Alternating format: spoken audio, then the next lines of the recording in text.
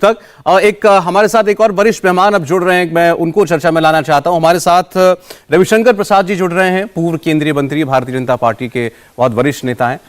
रविशंकर जी, आपका बहुत स्वागत है इंडिया टीवी पर। आज के बजट को लेकर खूब चर्चाएं हैं। नमस्ते जी। नमस्कार सर।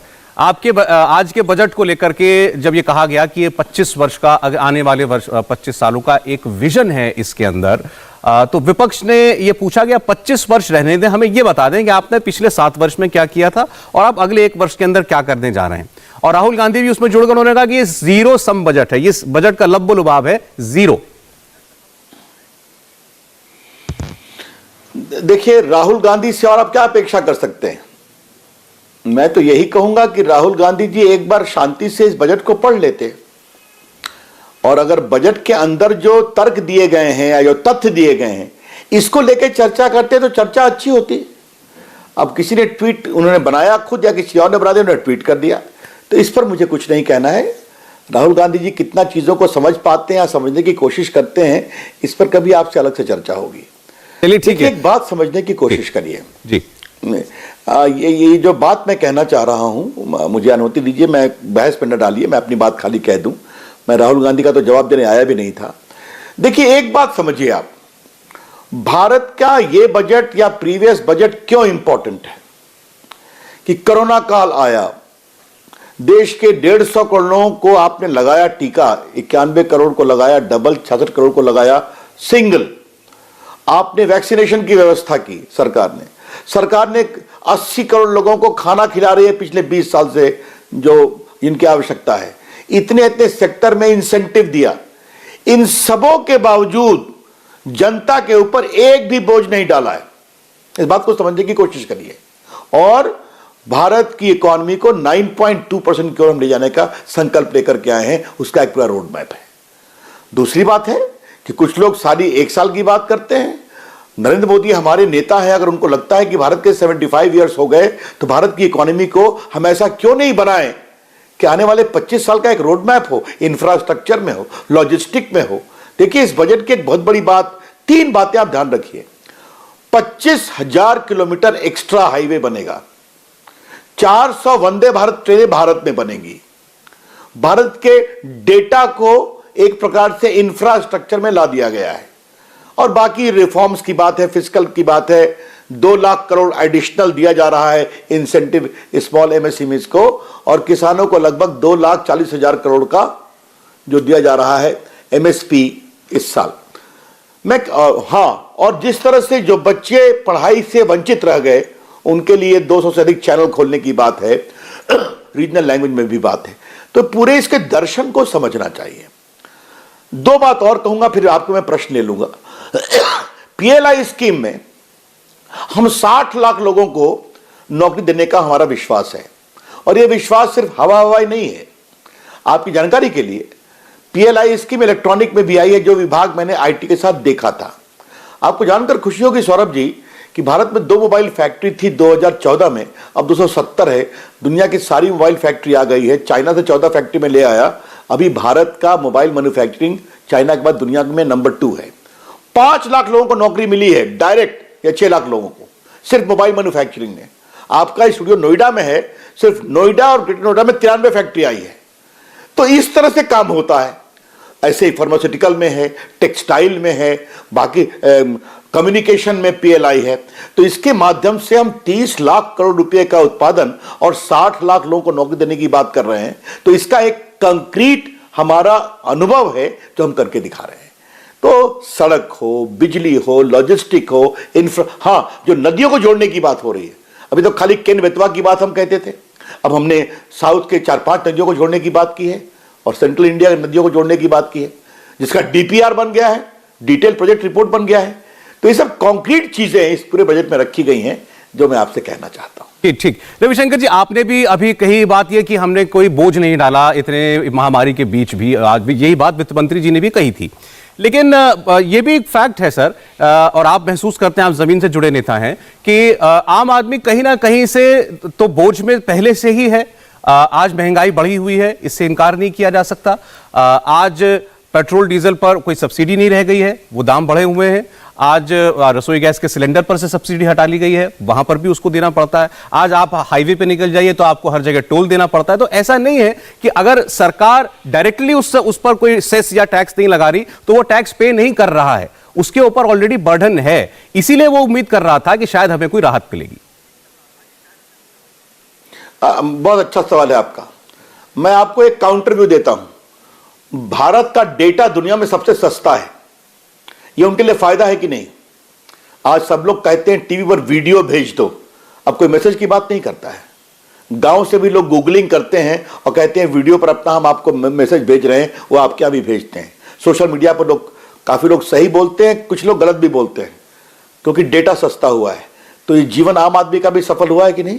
आप हमें ये बताइए, कोरोना में जो वैक्सीनेशन हुआ, तो क्योंकि मैं इसमें इन्वॉल्व था इस डिजिटल इंडिया के माध्यम से, तो मैं आपको कहना चाहता हूं, आप मुझे बताइए पूरे कोरोना में 150 करोड़ टीका जो लगा है उसका डिजिटल इंफॉर्मेशन आपके मोबाइल पर आया है कि नहीं आया है? हमारे जो बाल काटते हैं हमारे, तो वो आए थे, हमने कहा भैया तुमने अपना वैक्सीन लगवाया? तो उसने मैं मोबाइल खोला, कहा भैया जी देखिए मैंने इस तारीख को लिया, ये मेरा नंबर है। मुझे आश्चर्य लगा। तो ये आम आदमी का जीवन सफल हुआ है कि नहीं? अगर हाईवे बनता है, सड़कें बनती हैं, तो आप फ्लॉलेस तरीके से चलते हैं, तो आपका जीवन सफल होता है कि नहीं? हाँ, जो आपने पेट्रोलियम प्रोडक्ट्स की बात की है, इसका हमारे हाथ में कंट्रोल नहीं है, क्योंकि दुनिया में इसका कच्चे तेल का दाम बढ़ा हुआ है। लेकिन ये बताइए, हमने, भारत सरकार ने 5 रुपए पेट्रोल में और 10 रुपए डीजल में एक्साइज को घटाया कि नहीं घटाया? अभी आपने देखा होगा। तो ये जितना हमारे हाथ में है हम करने की कोशिश करते हैं। आत्मनिर्भर भारत में पूरे जो खाद्यान्न तेल है उनके प्रोडक्टिविटी का रोड मैप इस बजट में है या नहीं है? तो महंगाई को कम करने के लिए, लेकिन फिर भी याद रखिए जो हमारे खाद्यान्न हैं उनकी कीमतों में बढ़ोतरी नहीं हुई है। क्या गेहूं है, क्या चावल है, क्या दाल है, क्या आपके मसाले हैं, बाकी है। और जहां तक गरीबों की बात है, मैंने बताया 80 करोड़ लोगों को 2 साल से 5 किलो गेहूं चावल दिया जा रहा है। बाकी राज्य सरकारें भी दे रही हैं, यूपी भी दे रही है, उत्तराखंड भी दे रही है, हो सकता है बाकी राज्य भी दे रहे होंगे। तो जीवन को सुविधाजनक बनाने का हमारा प्रयास चल रहा है। आज ये बताइए, सस्ते EMI अवेलेबल है कि नहीं मकान के लिए? बैंक दे रहे हैं कि नहीं? उसको पहले कम किया गया कि नहीं कहा गया? और देखिए, इस बात को आप समझिए, जो मैं आपसे बहुत विनम्रता से कहना चाहता हूं कि आज जो वित्त मंत्री जी ने देश के करदाताओं को सैल्यूट किया, यही करदाता, उनको लगा कि ईमानदारी से अगर टैक्स देने से देश का विकास होता है, बिजली आती है, सड़क आती है, हाईवे बनता है, डिजिटल इंडिया, डिजिटाइजेशन होता है, तो सहयोग भी कर रहे हैं। तो भारत का टैक्स कलेक्शन काफी आगे बढ़ा है और टैक्स का बेस भी बढ़ा है और करदाताओं की संख्या भी बढ़ी है। तो मुझे लगता है कि इसको इस प्रकार से देखेंगे तो अच्छा लगेगा। हमें बहुत बहुत खुशी होगी कि पेट्रोल का हम दाम 5 रुपए कर दें। अगर भारत में खूब बड़ी संख्या में पेट्रोलियम प्रोडक्ट आते तो हम वो भी कर पाते। तो मुझे लगता है कि इसको इस रूप में सही देखने की जरूरत है। मोदी जी की सरकार ने आम भारतीयों के जीवन को सुगम और सुविधाजनक बनाया है और इसका प्रमाण आज वित्त मंत्री ने हाउस में बताया कि जनवरी 22 में 1,40,000 करोड़ रुपया जीएसटी में आया है, हाईएस्ट। नहीं, वो आपकी बात बिल्कुल ठीक है कि टैक्स कलेक्शन रिकॉर्ड तोड़ हुआ है। अब एक सवाल पूछा जाता है बेरोजगारी को लेकर, या बेरोजगारी नेगेटिव अगर आप शब्द लगे तो आप रोजगार सृजन कह लें। आज कहा गया कि 60 लाख रोजगार जो हैं वो पैदा किए जाएंगे इस साल में, ये लक्ष्य है इस सरकार का। तो विपक्ष ने पूछा, आप पहले तो 2 करोड़ कहते थे, अब आप आ गए सालाना कहते थे, आप 60 लाख वादा कर रहे हैं, वही पता नहीं आप कैसे देंगे। और डेटा भी आया पीछे कुछ, वो भी कभी CMI का डेटा आ जाता है, कभी NSSO का डेटा आता है, जो बताता है कि बेरोजगारी की दर जो है वो हमारे देश में इस वक्त काफी हाई है। तो नौकरियां पैदा हों और केवल अनस्किल्ड नहीं, स्किल्ड आदमी को भी नौकरी मिले, उसके लिए क्या किया जा रहा है? देखिए, पहली बात मैं आपसे कहना चाहता हूं, ये जो पूरे जो नौकरी का डेटा बनता है ना, इस पर शायद मैंने एक बार आपके साथ मैंने स्टूडियो में चर्चा की थी। इसको कुछ नए तरीके से समझने की जरूरत है। ये जो डेटा प्रोक्योर करते हैं, इसमें IT सेक्टर में जितने लोगों को नौकरी मिली है उसका कभी डेटा इंक्लूड करते हैं? कोरोना काल में देश की बड़ी बड़ी IT कंपनियों ने लाखों लोगों को एम्प्लॉय किया है, लाखों लोगों को, क्योंकि वर्क फ्रॉम होम हो गया। प्रधानमंत्री जी ने कहा इसको पूरा लेवलाइज कर दो, बाकी चीजें हुई, आज डिजिटाइजेशन है, तो क्या टीसीएस से लेकर सारी कंपनियों ने बड़ी संख्या में नौजवानों को आईटी में नौकरी दी है? क्या वो उस डेटा में आता है क्या? नंबर एक बात, आज भारत में स्टार्टअप मूवमेंट दुनिया का 3rd सबसे बिगेस्ट हो गया है। हजारों आप देख रहे हैं। और आपको बताऊं सौरभ जी, क्षमा करिए, आपको एक जानकारी मैं थोड़ा देना चाहता हूं कि स्टार्टअप में भारत में 50 यूनिकॉर्न हो गए हैं पिछले 21 में। यूनिकॉर्न का मतलब क्या होता है? उसका टर्नओवर $1 बिलियन, मतलब 7,000 करोड़ रुपया। ये सब नौजवान बच्चे हैं, 25 साल के, 30 साल के, 35 साल के। अपने हुनर से वो नई नई दुनिया खड़े कर रहे हैं। और उनका एक मोटो है कि we don't want to become job seekers, we are job givers. अब ये इतनी बड़ी संख्या में लोग जो आ रहे हैं, तो क्या उनकी गणना की जाती है क्या? ये जो गिग इकोनॉमी है देश में, जो पार्टली एक जगह काम करते हैं, पार्टली दूसरी जगह काम करते हैं, जो पूरा डिलीवरी बॉय हैं, खाना पहुंचाते हैं, आपके जो ई कॉमर्स में लगे हुए इतनी बड़ी संख्या में लोग हैं, इन सबों का क्या एम्प्लॉयमेंट के पोटेंशियल में रखा जाता है क्या? तो ये मैं कहता हूं कि पूरे एम्प्लॉयमेंट का आपने बहुत अच्छे शब्द का प्रयोग किया। एक होता है रोजगार, एक होता है रोजगार के अवसर।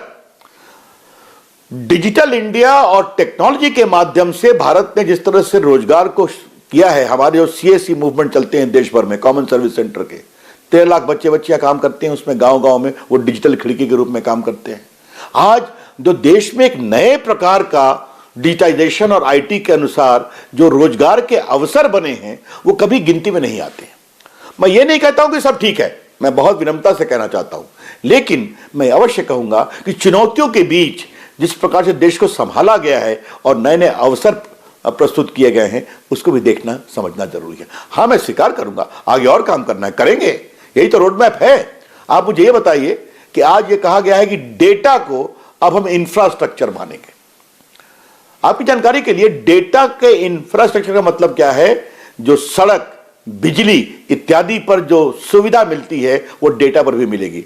आपको मालूम है भारत दुनिया में डेटा सेंटर में बहुत आगे जा रहा है। मुंबई में डेटा सेंटर खुला है, वो एशिया का सबसे बड़ा है। हजारों लोग काम करते हैं वहां पर। डेटा क्लीनिंग, डेटा स्टोरेज, ये एक नई विधा खुल रही है। तो ये सब तो कभी आपके डेटा की गिनती में नहीं आता है ना। तो ये नए जो हम अवसरों की तलाश कर रहे हैं, उसका भी विचार करना चाहिए। और नया भारत इसकी ओर देख रहा है। मेरे लिए सबसे संतोष का विषय, मैं आपका धन्यवाद करना चाहूंगा कि आपने कहा मैं जमीन से जुड़ा नेता हूं। मेरे लिए सबसे खुशी तब होती है जब मैं गांव के दौरे पर जाता हूं, सब कहते हैं रवि भैया हम भी गूगलिंग करते हैं, हम भी सर्च इंजन फॉलो करते हैं। यह नया भारत है। कृपया करके उस भारत के उत्साह का सम्मान करिए। वो अपनी नई ऊंचाइयों को आने की कोशिश कर रहा है। बाकी तो राजनीति होगी, खींचतान होगी, आलोचना होगी, जीरो सम गेम होगा, राहुल गांधी का ट्वीट होगा, उसको चलने दीजिए। लेकिन जो नई अपेक्षाएं बन रही है, उसका समाधान होना चाहिए। रवि जी, अब जो जिन हालात में हम पिछले 2 वर्षों से हैं, उसके बीच मैं बात करना चाहता हूं हेल्थ इंफ्रास्ट्रक्चर की। हमारा जो हेल्थ आउटले है उसको लेकर के आज बताया गया सदन के अंदर वित्त मंत्री की तरफ से कि देश में एक नया हेल्थ इंफ्रास्ट्रक्चर खड़ा हुआ है। तो जाहिर है इस पर रिएक्शन आना था। तो ये पूछा गया कि हमने ऐसा इंफ्रास्ट्रक्चर क्रिएट कर लिया है अगर, तो फिर कोरोना के दरमियान जो है इस बार तो हम लोग बहुत अच्छी परिस्थिति में, लेकिन पिछले साल जो मार्च से लेकर मई तक हुआ, वो सब क्यों होता? बड़ा अच्छा सवाल है। थोड़ा मुझे 1 मिनट दीजिए इसका जवाब देने के लिए। सौरभ जी, जब कोरोना आया था पहली खेप में, तो भारत में बनते थे क्या वेंटिलेटर? भारत में बनती थी क्या वो जो हम लोग कवर पहनते हैं? भारत में बनता था क्या वैक्सीन? क्या भारत में कितने बेड थे? मुझे बताइए। आज इसी मोदी जी की अगुवाई में इसी भारत ने 2 साल के अंतर्गत आज वेंटिलेटर बनाते ही नहीं है, बाहर भेजते भी हैं। जो पूरा किट्स है वो खूब बड़ी संख्या में बनता है। ये ऑक्सीजन एक्सप्रेस किसने चलाया देश भर में? ऑक्सीजन पहुंचाया किस देश में? बताइए। भारत के कोने कोने में ऑक्सीजन एक्सप्रेस चला करके कहां का कंटेनर और कहां से रेल और कहां से उसको लोड किया और पहुंचाया कि नहीं पहुंचाया? आज भारत में बड़ी संख्या में पीएम केयर से अस्पतालों में ऑक्सीजन प्लांट लगे हैं कि नहीं लगे हैं? मुझे बताइए। पीएम ने हम लोग को भी कहा कि तुम लोग भी कोशिश करो। तो मैं अपनी कॉन्स्टिट्यूएंसी में 3 अस्पतालों में मैंने प्रयास कर करके लगवाया है ऑक्सीजन प्लांट। छोटे अस्पताल हैं लेकिन लगवाया है, बाकी एमपी ने लगवाया है। तो ऑक्सीजन प्लांट लगे, बेड की संख्या बढ़ी, वेंटिलेटर बनना शुरू हो गया, किट्स बनने शुरू हो गए, वैक्सीनेशन, याद करिए आपने हेल्थ केयर की बात की, ये पोलियो प्लस कितने साल चला है? आप तो बड़े अनुभवी पत्रकार हैं, 25 साल या 30 साल। वो चेचक की उसको आने में कितने वर्ष लगे? और यहां देखिए आप 2 साल में मेड इन इंडिया वैक्सीन। और याद करिए पहले राज्यों ने कहा हमको दे दो, फिर कहा हमसे नहीं संभलता है, आप ही करो, अभी पैसे भी खर्चा करो। मोदी जी ने कहा हम करेंगे। तो मात्र 1 साल में 150 करोड़ लोगों को टीका लगाना, 91 करोड़ को सिंगल डोज और 66 करोड़ को डबल डोज, ये छोटी उपलब्धि है क्या? तो ये होता है हेल्थ केयर को, जो मैंने आपके सामने गिना दिया, लेकिन इसको आगे ले जाना है। इसीलिए बाकी जो अपने कार्यक्रम चल रहे हैं कई और घोषणा की गई है। रविशंकर प्रसाद जी, बहुत बहुत धन्यवाद आपके समय का। आपने बताया कि आने वाले 2 दशकों के लिए कम से कम एक विजन है, और वो विजन कैसे रूपांतरित करेगा देश को, जमीन पर उतरेगा कैसे, और आपने अपनी सरकार के काम भी गिनाए। बहुत बहुत धन्यवाद आपके समय के लिए, और बड़े लंबे वक्त के बाद आपसे बात हुई, बहुत अच्छा लगा। नहीं, मुझे भी बहुत अच्छा लगा, बहुत बहुत धन्यवाद। और मेरे कांग्रेस मित्र इन चीजों पर बात करेंगे तो हमें भी अच्छा लगेगा, जीरो सम गेम की बजाय। बहुत बहुत धन्यवाद, नमस्ते, धन्यवाद।